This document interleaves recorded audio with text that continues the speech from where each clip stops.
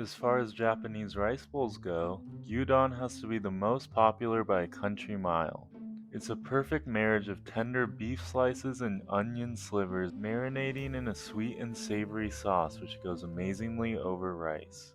But when home cooks seek to recreate this masterpiece, it can be a bit difficult to execute to the same standard as your local Japanese restaurant. I spent 10 hours testing every way I could think to make gyudon, so you can make an amazing bowl at home every time. Let's start by talking about the beef. Since gyudon has so few ingredients, to make the best possible version of the dish, we need to pay close attention to each one. And of those ingredients, the beef is arguably the star of the show. In the past when I've tried to make gyudon, I've had difficulty sourcing the right kind of beef. I've used the pre-sliced beef from my local Asian grocer before, and it was a bit off. Combined with the premium price I was paying to have them slice it for me, I figured there had to be a better alternative. After some in-depth research, I concluded that the two cuts of beef to try were New York strip and ribeye.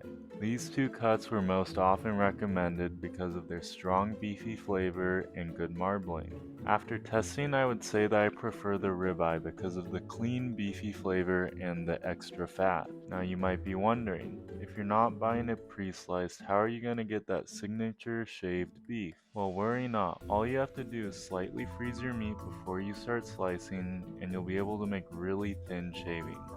No deli slicer required. No sweat if they're not perfect, I promise they'll still taste good.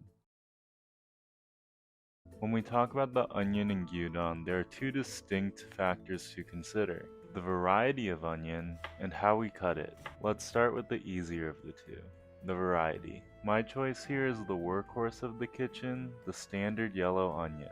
It's available virtually everywhere, so you won't have trouble sourcing it, and it performs admirably when it's lightly caramelized. And yes, I just said caramelized. While it is more traditional to simmer the onions in stock for this dish, I think the added flavor from the caramelization on the onions is worthwhile. A notable runner-up is the sweet onion. Its added sweetness makes it a strong contender for gyudon, but it's a little bit harder to find than yellow onions, so I wouldn't go out of your way to use them.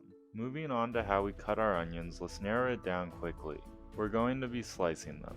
Slices are just substantial enough that you'll definitely notice them in the final dish, but they won't overpower the rest of the dish like a larger cut would. Now that we've established we're slicing them, there are two main ways we can cut the problem: either root to stem or perpendicular to that. After testing, I advocate for the root to stem method because it holds up a little bit better in the final dish, but it's really up to personal preference. Slicing the onion perpendicular to that will release more onion flavor because you rupture more cells by going in that direction. So if you make your gyudon and think to yourself, that could use a little more onion flavor, you could consider giving that a try. As per usual, I've left the best for last. The sauce is what enhances the flavor of the other two ingredients and brings it all together into a cohesive dish. Let me put it this way. Without the sauce, it's just beef and onions simmered in water for a couple minutes. That's not what you want. So what exactly goes into this sauce? 1. As with many other Japanese rice bowls, we have to start with the dashi. Dashi is a Japanese stock which provides the base of flavor for many other Japanese dishes you probably already know. Think udon or sukiyaki. If you're lazy like me, just buy it in its powdered version and add it to some water. Secondly, we have soy sauce. It's the backbone of so many dishes, and rightfully so. For gyudon, it provides a savory and umami flavor that complements the sweetness of the onions nicely. Third, we have sake. Just like how you might use a red wine to amp up the flavor in a beef stew, sake has a strikingly similar role in this dish. It's one of those ingredients where it's hard to describe what specific effect it has on the dish, but if it's not there, you definitely miss it. And finally, we have sugar. Just a pinch here does the trick. The sodium and umami from the dashi and soy sauce needs a bit of balancing out, so I'd highly recommend you add a little bit of sugar to your sauce. I like to use agave because it doesn't have a very strong flavor and I can just squeeze it directly into the dish, but you do you. With all the testing done, let's make our perfect bowl of gyudon. First, as we discussed earlier, slice your onions pole to pole into fairly thin slivers. I'm using half an onion here. Heat your pan over medium heat and then add in just a touch of oil to assist with the browning of the onions. Follow that quickly with the onions and saute for 1 or 2 minutes, just enough to get some light browning on them. While your onions are cooking, slice your beef as thin as you can. Err on the side of too thin, as it's unlikely you'll perfectly reproduce the consistency of a deli slicer. I'm using about 200 grams for a hefty single-sized portion, but adjust to your preference accordingly. Once your onions are brown to your liking, add in your sauce. Amounts for a single serving are on the screen. Bring that to a light simmer. We don't want to boil it as it will affect the integrity of the taste we get from the dashi and can easily overcook the beef.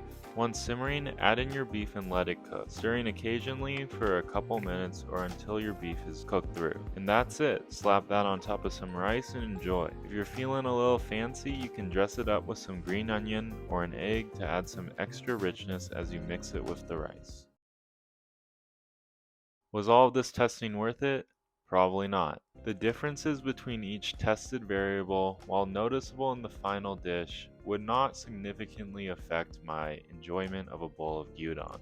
But when combined together, I think getting all of the little things right makes a good bowl of gyudon into a great one. But enough about how to do everything just right. At the end of the day, cooking is about making mistakes and learning from them, bringing up the level of your dishes one step at a time. So just get cooking.